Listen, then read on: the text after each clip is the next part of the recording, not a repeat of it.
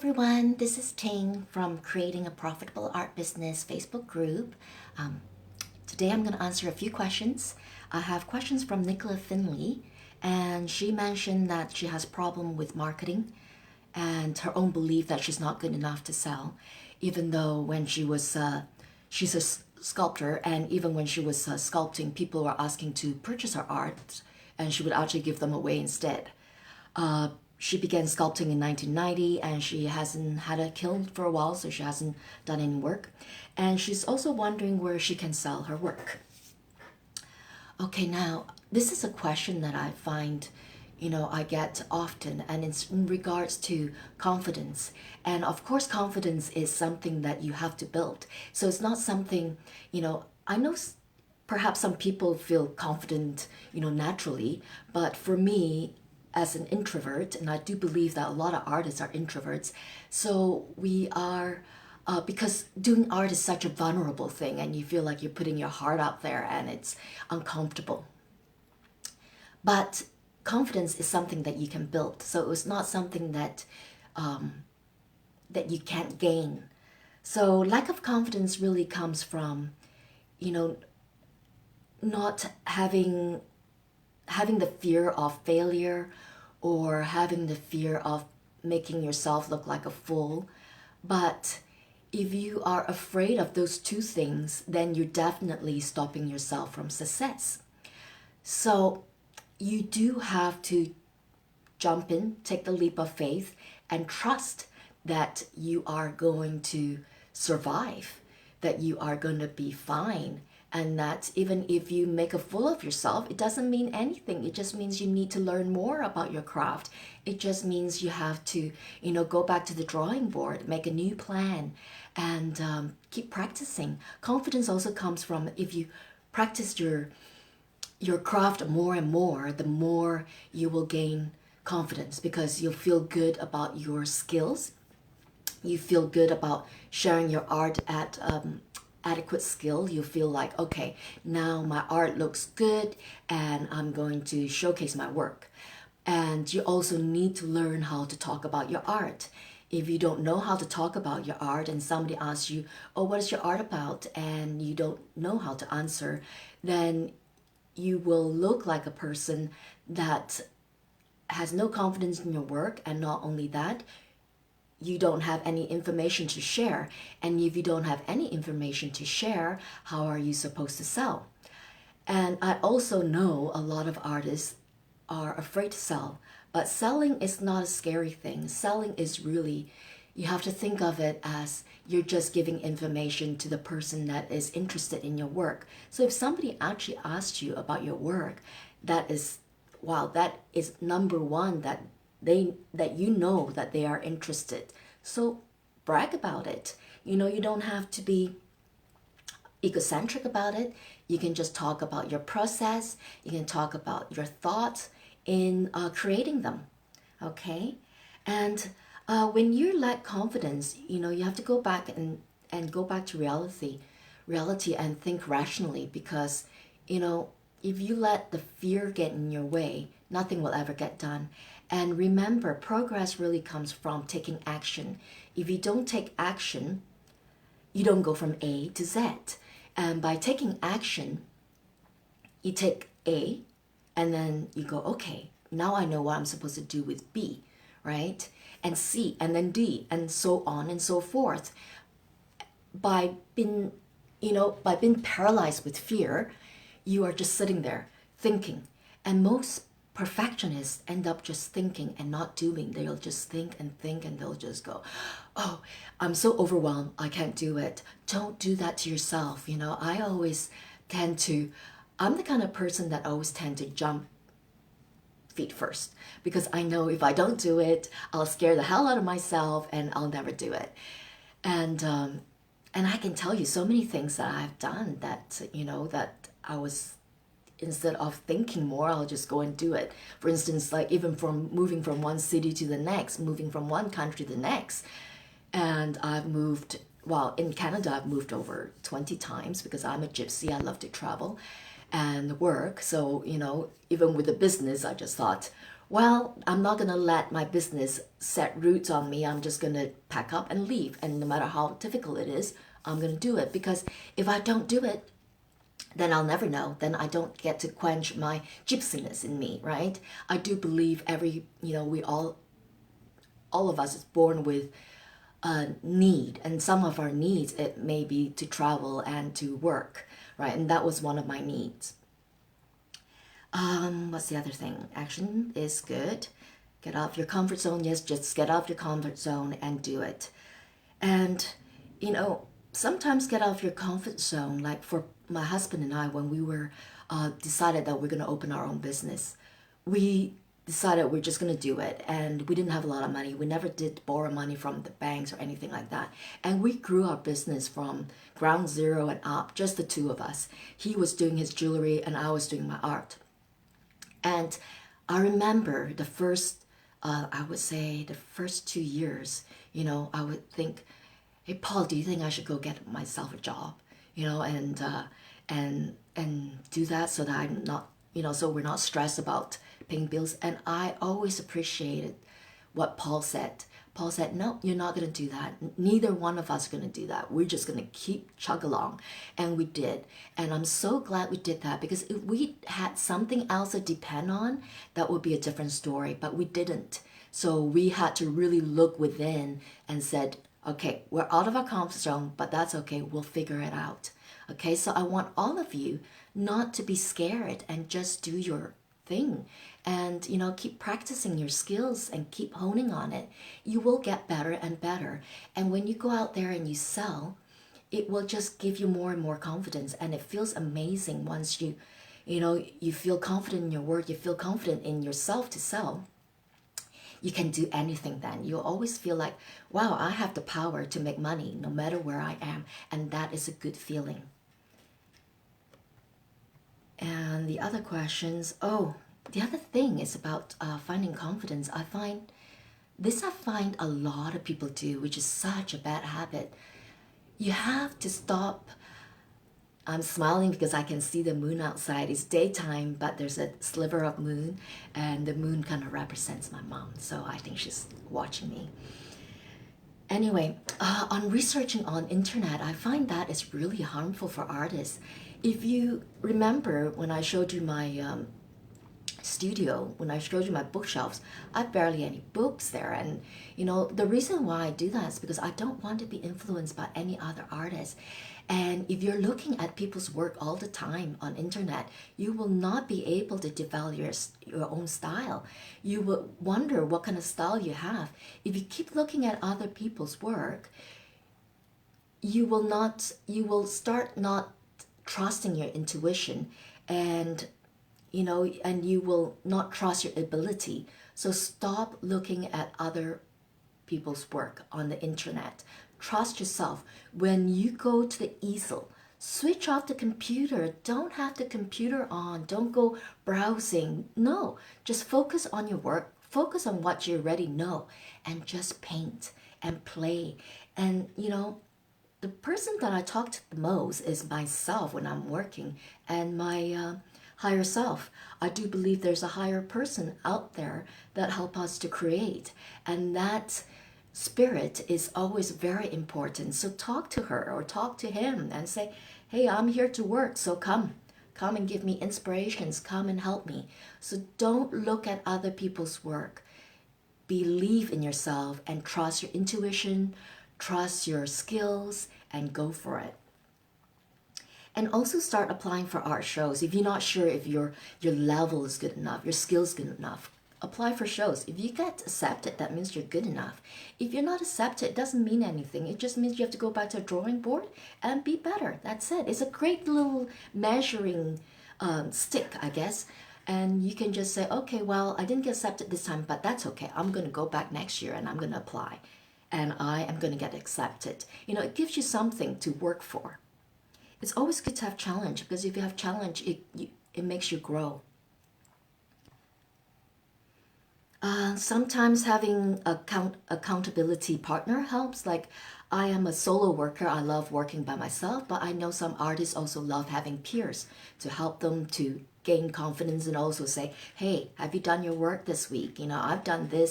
What have you done, right? So having that partnership is good. A camaraderie of artists also help. For instance, having a group helps because then, you can have projects together, you can learn together, and that always gives you energy because, you feed off each other. And when you do shows, find the right market. Google it on the internet in your city, what shows up, and call them. Have a list of questions. Ask them about does how many people attend the shows, how many artists, how many audience come, and if it's an annual show. And if it's an annual show, they usually have a pretty steady clientele, which is a very good sign. And also, when is it, right? How many days does it last? And when you ask those questions, you have to think about, okay, how many works should I produce? What can I do in order to make sure the show is successful? You have to be business minded when you make your art into business. The other question I have is from Joanna Stoffel. She would like to know where to begin because she's a multi-passionate artist. So she has all these wonderful ideas, but she doesn't know where to begin. But I would say, go with your favorite interest at the moment. If your favorite interest, let's say, is doing stencils or is doing wall art or mural art, focus on one thing. Don't just because you're multi-passionate, doesn't mean that you should go all over the board. Don't go all over the board. Focus on one and be the expert in that. I know it's really hard to do that because we're creative beings.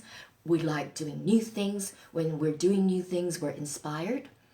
But it's actually harmful. So focus on one thing and expand on that. So let's say you want to do stencils. Okay, now do stencils. Think about, how many designs can you come up with? Think about what variations you can do and keep growing that stencil collection and make a series out of it so you have a large collection. So when you do bring it out to the market, you are not just selling one stencil, one design. No, you have at least 25 designs. That's another thing, artists. I want you, when you go out to the market, have at least 25 works, because if you don't have 25 works or so, how are you supposed to keep the audience at your booth or in your shop or in your gallery? The attention span is going to be too short, so you need to produce a lot of work. And by producing a lot of work, it's really by focusing on one thing and expanding that idea.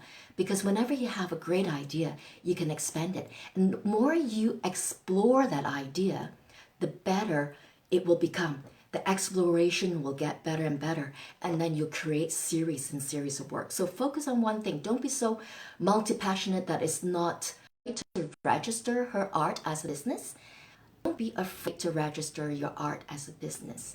I know in Canada, and I'm sure it's the same in US and other countries, is that if you plan to make money with your art, the government expects you to register your business. Now, registering your business is not that scary. There is, you just have to call the CRA or the IRS, Google it, apply for it, register your business name.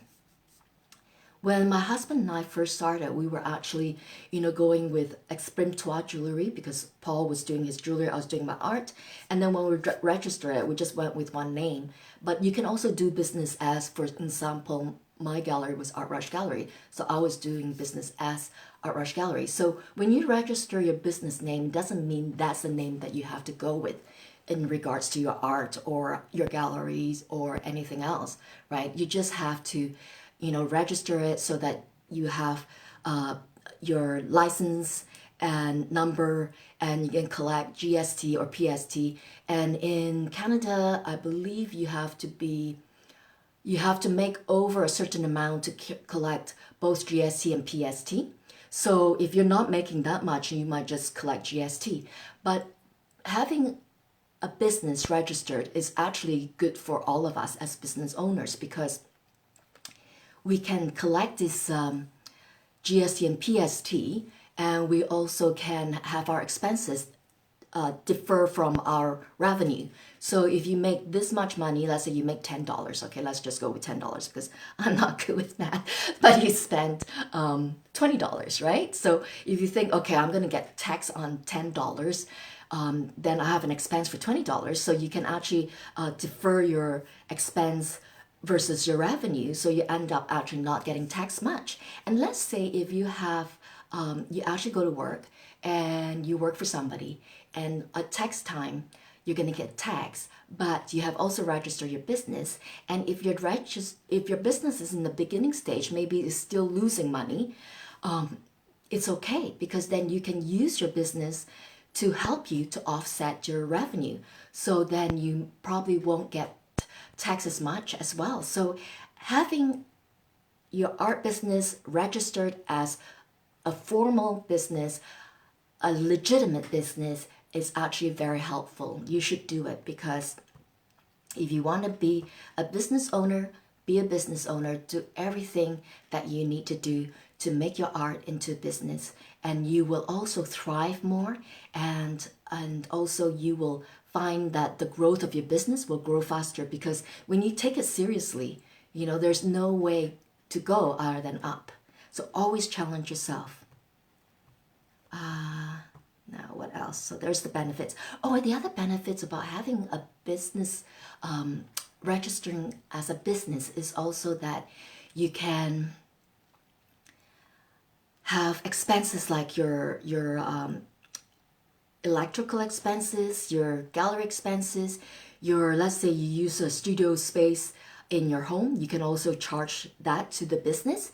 And even traveling expense, let's say you have to go and do a show, those will all be expenses, right? Staying at hotel rooms will also be expense towards your business. Of course, don't go on vacation and go, hey, that's a business expense. No, the government will find out and then you'll be in trouble. So be practical, and if you're going somewhere to pick up some art supplies or whatever, that gas is definitely business expense. Okay, like for us, we now have two cars. So we have one car that is for business, and then we have two phones. So one phone's for business.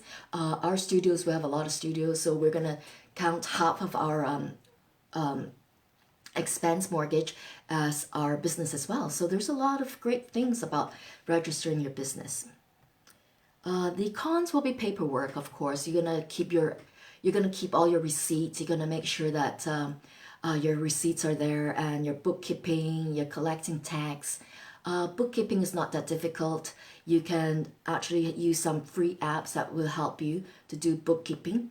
So, and if you really need a bookkeeper, then hire a local bookkeeper. You should hire a small business bookkeeper. That'll be good. Don't go with a big firm because a big firm, they will charge you a lot. My husband does most of my accounting, but you can also take courses on that. So it's not that difficult. I do half of my accounting and then my husband does the other half. So he just basically put everything together. I do all the expenses and then he does all the revenue and expenses, and then he regroup them. Before he start doing the expenses, like when we came back to Canada from the Caymans, we opened our business, he actually hired accounting to teach him how to do bookkeeping, and from there we decided to do it ourselves, our own bookkeeping. And then at year end we actually go with a charter accountant, and the charter accountant is good for small businesses, so her fees was extremely fair. So shop around, but there's solution. Don't let things stop you from building your business, okay? Those are just little things that, write them down. What is overwhelming you, write them down, and then go get it done and schedule it and get it done. Because if you let yourself get overwhelmed, then your focus is not there anymore, and then you give up. So don't do that. Okay, now what's the other question I have? Cherise would like to know, she said that she's struggling on selling. She said, I don't know where to sell my art, or even if it's a style people are looking for. So Cherise, you want to paint from your heart. And when you paint from your heart, think about why you're painting. Think about the reasons why you're painting. Are you painting because you are trying to solve a problem that you have? Are you painting because you want to explore? You want to heal yourself from playing, from enjoying, being able to be creative? Think about the reasons why you're painting and then paint from your heart. Don't think about how you're going to find your market, because after you painted all these beautiful images, and I know you have beautiful paintings, you have to write down all the descriptive work that what your work is all about. And if you start writing down what your work is all about, when people ask you what your work is all about, you can also confidently sell your work that way by giving them information. And not only that, once you know what your work is about, then you know who your clients are. Once you know who your clients are, you reach for them. So that's the way it works. So paint first, think about who you're painting for or what your painting's about, and then think about who your market is. So work that way. So don't go like, oh, I wonder if they will like my style. I'm going to paint for them, but who are they? Who are these people? As being a creative person, you need to voice your own, have your own creative voice, and your creative voice is what's important. It's not about, who you're painting for. Paint for yourself first and then go from there. Okay? And like I said, how do you find your people? Use your descriptive words and start. When people ask you about your work, make sure you talk to them. Listen as much as possible. Don't don't talk so much that you're not asking questions. Ask questions, and once you ask more questions, you're gonna have more and more ideas who your customers are. Okay, so those are the questions that I have, and those are my answers for your questions. Thank you so much. I see one person has joined me. Thank you for joining me. I really appreciate it. And now this lovely person, I can't see who you are because I'm on a cell phone, but if you have a question, let me know, okay? And I know most of you are asking a lot of questions personally on emails to me, and but I would appreciate it if you do it on the Tuesday Ask, because if you do it on Tuesday Ask, then there will be more questions, then I can do more answers for you too. Okay, thank you so much for joining me, and have a lovely weekend. It's going to be gorgeous here this weekend. I believe it's going to be 7 or 8 degrees, but today we had this strange snowstorm came in last night, and it's covered with snow again, but I can see the clouds are parting and it's gorgeous. So I'll see you again, okay? And happy creating, everyone. Be creative and be confident, okay? Bye.